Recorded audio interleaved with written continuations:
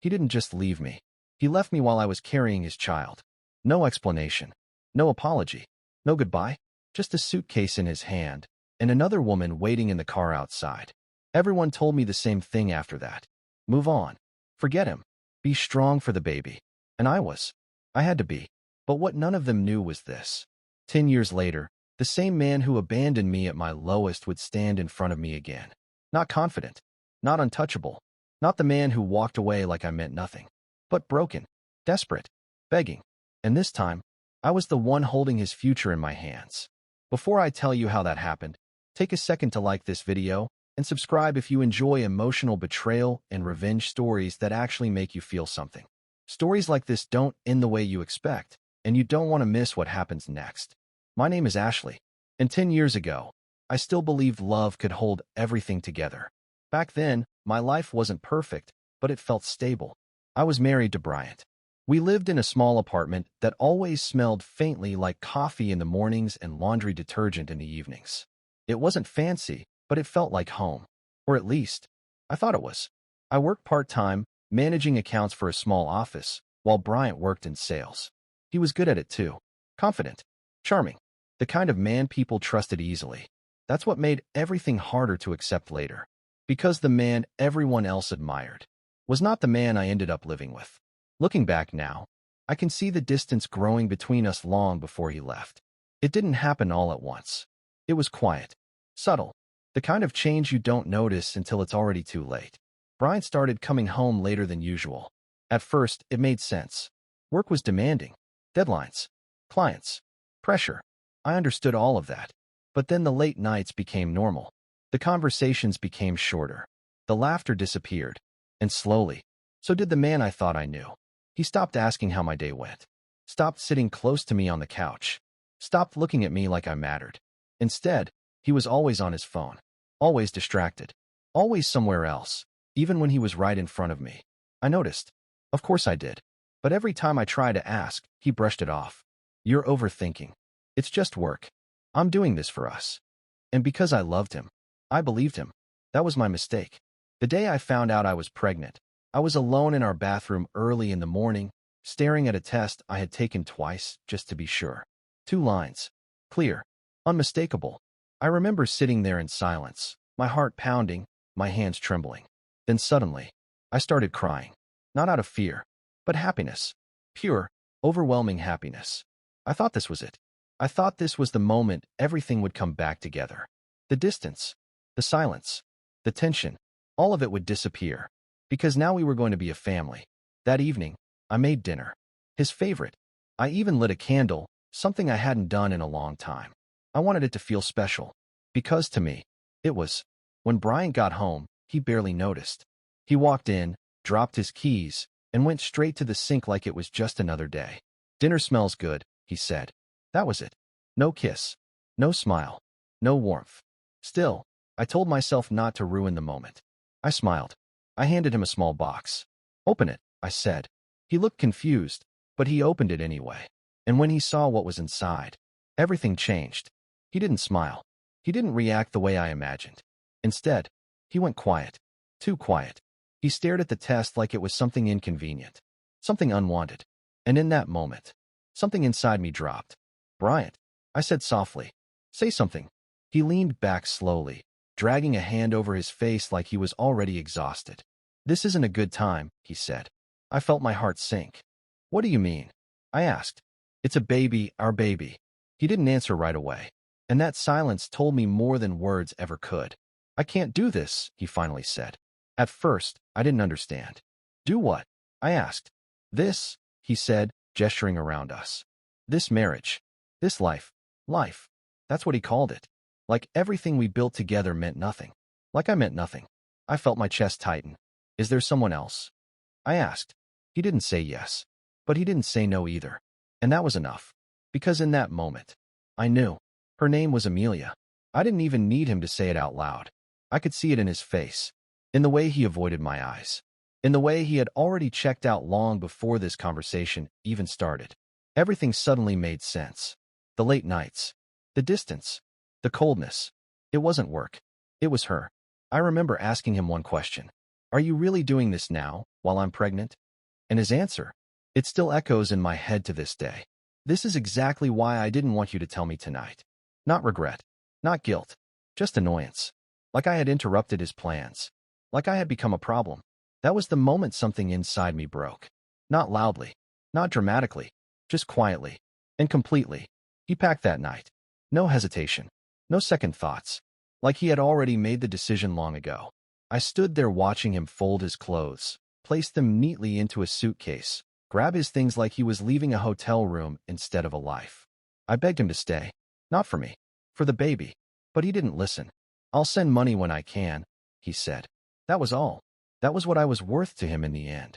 Not love, not respect, just an obligation. I followed him outside, and that's when I saw her. Amelia, sitting in the car. Elegant, composed, like she had already won. She didn't look at me with guilt. She didn't even look uncomfortable. She just sat there, waiting. Bryant walked straight to the car. No hesitation, no turning back. I called his name. For a second, he paused, and I thought maybe, just maybe, he would look at me. But he didn't. He got into the car, closed the door, and just like that, he was gone. I stood there barefoot, one hand on my stomach, watching the car disappear into the night. And in that moment, I realized something. The man I loved didn't leave me that night. He had been leaving me. For a long time. I just didn't see it. The next morning, I woke up hoping it had all been a nightmare. For a few seconds, I just lay there, staring at the ceiling, trying to hold on to that feeling. That small, fragile hope that none of it had actually happened. Then I turned my head and saw the empty space beside me. Cold sheets. No suitcase. No Bryant. And just like that, reality came crashing back. I didn't get out of bed for a long time that morning. I just lay there, one hand resting on my stomach, trying to understand how everything had fallen apart so quickly. The apartment felt different. Quieter. Heavier. Like something had been ripped out of it. Because something had. For the first few days, I barely functioned. I cried in the shower. I cried in the kitchen. I cried myself to sleep. Every corner of that apartment reminded me of him. The chair he used to sit in. The mug he always used in the morning. The way his shoes used to sit by the door. It was like living inside a memory that refused to let me go. But grief doesn't stop bills from coming. And it doesn't pause reality. By the end of the week, I was forced to face something even more terrifying than the heartbreak. I was alone. Completely alone. And I was pregnant. Bryant had handled most of our major expenses. The rent. The car. The insurance. I had never realized just how much I depended on him financially until he was gone. I sat at the kitchen table one evening, staring at a pile of bills, trying to make the numbers work. They didn't. No matter how many times I calculated, rearranged, or hoped for a miracle. They just didn't. I called him. More than once. At first, it rang. Then it went to voicemail. Then eventually, nothing. I sent messages too. Simple ones. Please call me. We need to talk. I have a doctor's appointment. No response. Days turned into a week. Then two. And then I got an email. Not a call. Not even a message. An email. 3 sentences. That was all I was worth. He said he needed space. He said we should only communicate about important matters. And he said he would help when he could. Help. Like I was a charity case. I read that email over and over again, searching for something, anything that sounded like the man I once loved. But he was gone. Completely gone. That was the moment I stopped waiting. Because waiting would destroy me faster than the truth ever could.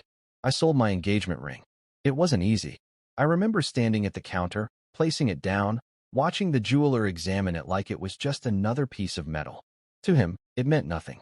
To me, it had once meant everything. I used the money to pay rent. Bought time. That was all it did. Just bought me time. I started working more hours. Even when my body didn't want to. Even when I was exhausted. Even when my feet hurt so badly I had to sit down between tasks just to breathe. I had no choice. Survival doesn't ask if you're ready. It just demands that you keep going. By the time I was 7 months pregnant, I had moved out. The apartment was too expensive. Too full of memories. Too painful. The new place was smaller. Older. In a neighborhood that was louder and less forgiving. But it was mine. And that mattered. I painted the baby's room myself. A soft, warm color. Something peaceful. Something that felt like hope. I bought a crib secondhand. Folded tiny clothes donated by people who didn't know me. Strangers who had more kindness in their hearts than the man I once called my husband. And slowly, something inside me began to change. The pain didn't disappear, but it hardened. It turned into something quieter, stronger, more focused. I stopped asking why, stopped wondering what I did wrong. Because deep down, I knew the truth. This wasn't my failure. It was his. The day I found out I was having a girl, I sat in my car for a long time, just thinking. Then I placed my hand over my stomach and smiled for the first time in weeks. "It's you and me," I whispered. And for the first time, I meant it. When labor started, it was late at night. I remember the first contraction hitting me like a wave I wasn't prepared for. Sharp, sudden, real. There was no one to call, no one to sit beside me, no one to hold my hand. So I drove myself to the hospital, alone. Every bump in the road felt like a reminder of how different this moment should have been, how it was supposed to be. But life doesn't follow the version we imagine. It forces us into the version we can survive. The nurses asked if the father was coming. I said no. Just one word. No. And that was enough. The labor was long, painful, endless. There were moments I thought I couldn't do it. Moments I cried not just from the pain, but from the loneliness, from the unfairness of it all, from the realization that the person who should have been there chose not to be. But then, I heard her cry, and everything else faded. They placed her in my arms, and suddenly, nothing else mattered. Not the pain, not the betrayal, not the abandonment. Just her. She was small, warm, perfect. I named her Lily, and as I held her, something inside me shifted completely. I wasn't just surviving anymore. I had a reason, a purpose, a responsibility bigger than my pain. I looked down at her and made a promise. She would never feel unwanted, never feel abandoned, never question her worth, because I would spend every day making sure she knew exactly how loved she was. The first year was the hardest. No sleep, constant worry, balancing work and motherhood with no support. There were nights I fell asleep sitting up, days I went to work running on nothing but determination. But somehow, I kept going, because I had to, for her. And slowly, life started to rebuild itself. Not the life I had before. Something different. Something stronger. I went back to school. Late nights studying while Lily slept beside me. Early mornings getting her ready before rushing out the door. Every step forward felt small, but it mattered. Years passed, and with each year, I became someone new. Not the woman who begged a man to stay. Not the woman who waited for love to save her. But someone who built her own life. On her own terms. And then one day, 10 years later, everything came full circle. I was sitting in my office, reviewing reports, making decisions, living a life I once thought was impossible, when my assistant walked in and said something I never expected to hear. "There's someone here to see you." I almost told her to send them away. I didn't have time for unexpected visits. But something in her tone made me pause. "Who is it?" I asked. She hesitated, then said a name I hadn't heard in years. "Bryant." And just like that, the past walked back into my life. For a moment, I thought I misheard her. Bryant. That name didn't belong in my life anymore. Not in this office. Not in this version of me. But the look on my assistant's face told me she wasn't mistaken. It was him. After 10 years. He was here. I didn't respond immediately. I just sat there, staring at the papers in front of me without actually seeing them. My heart wasn't racing. I wasn't panicking. I wasn't even angry. Just still. Which surprised me. Because for years, I had imagined this moment. Thought about what I would say, what I would do, how I would react if I ever saw him again. And yet, now that it was real, I felt nothing. Or maybe, I felt something deeper than anger. Control. "Send him in," I said calmly. My assistant hesitated for a second, then nodded and left. The door closed behind her. And for a brief moment, it was just me, alone with my thoughts.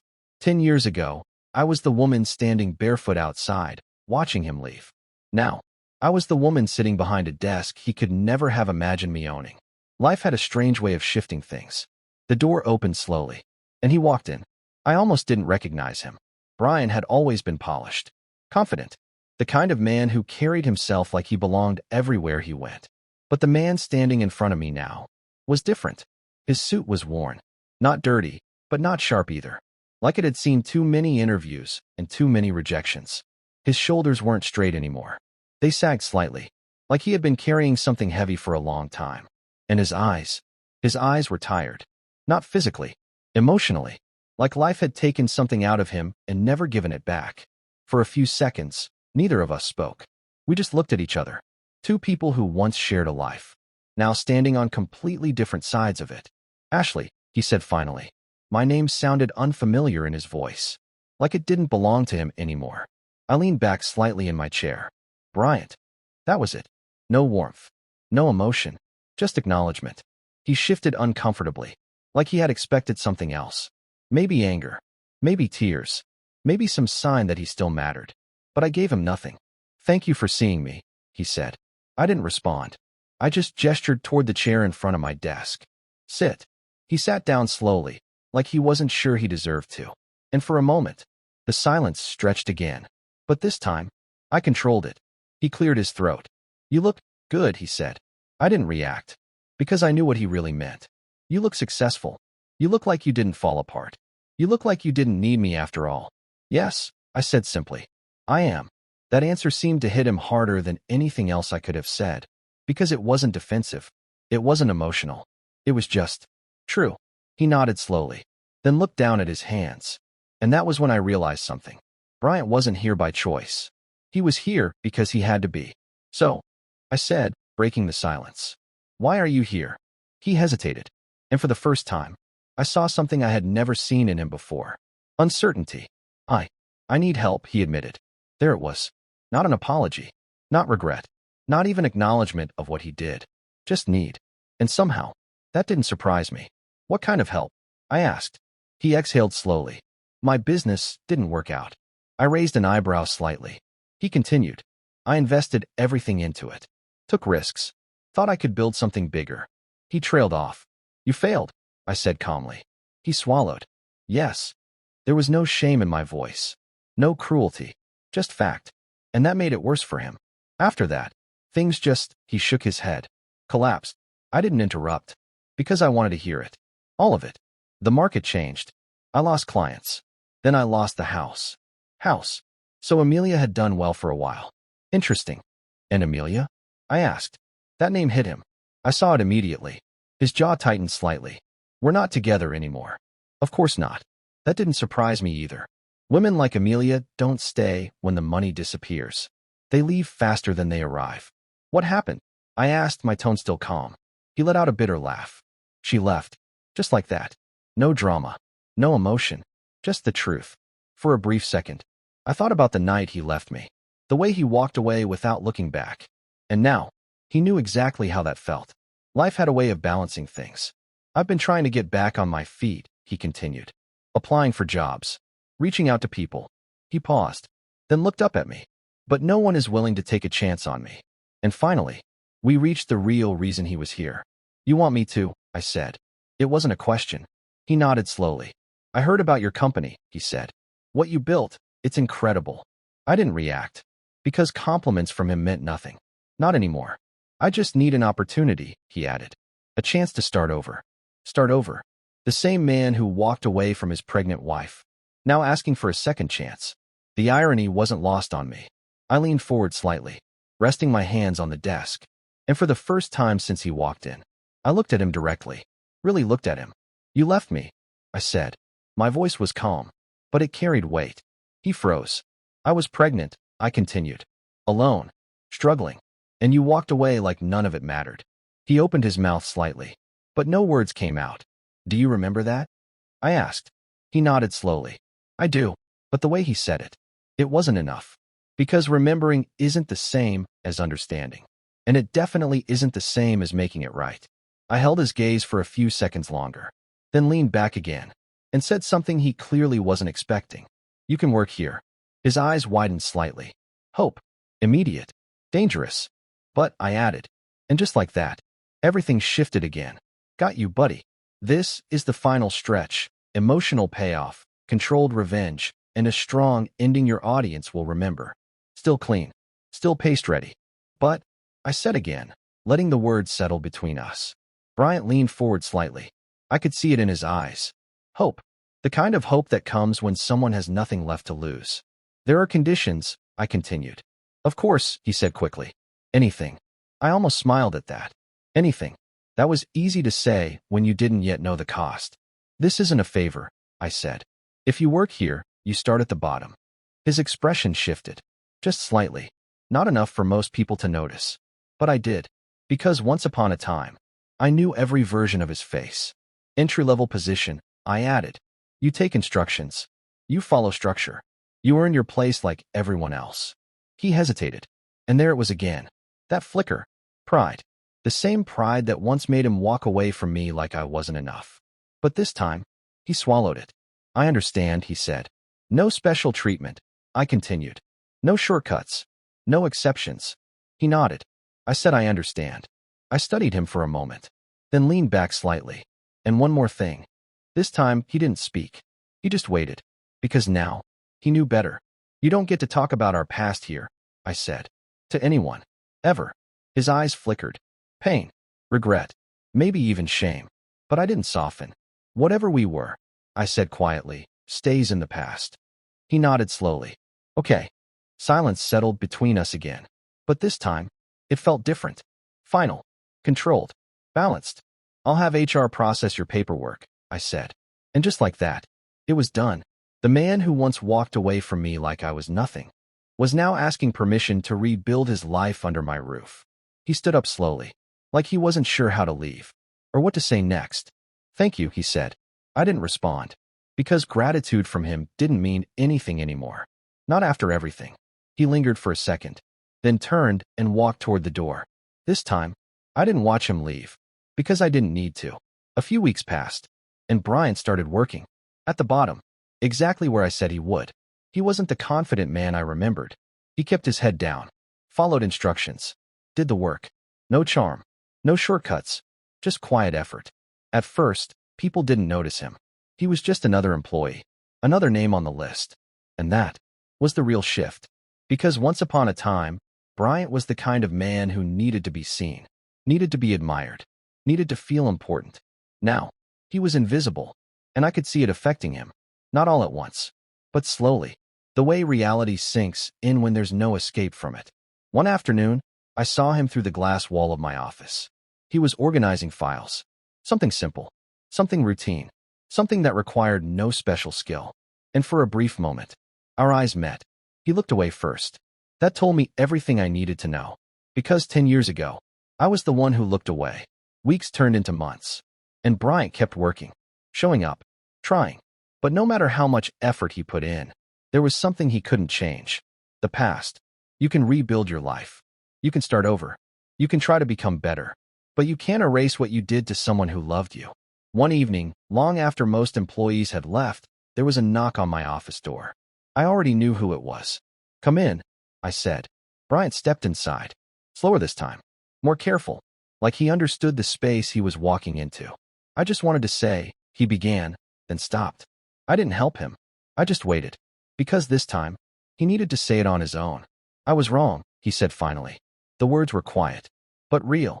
I thought I was choosing something better, he continued. A better life. More success. More everything. He shook his head slightly. I didn't realize what I was losing.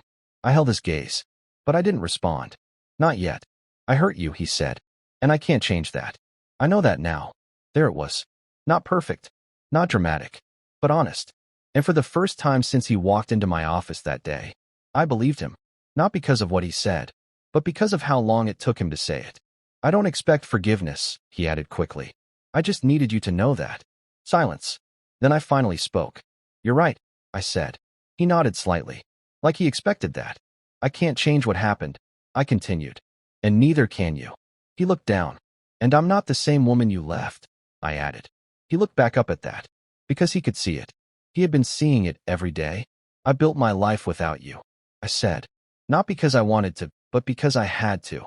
I paused for a moment, then added the part that mattered most. And I don't need you now.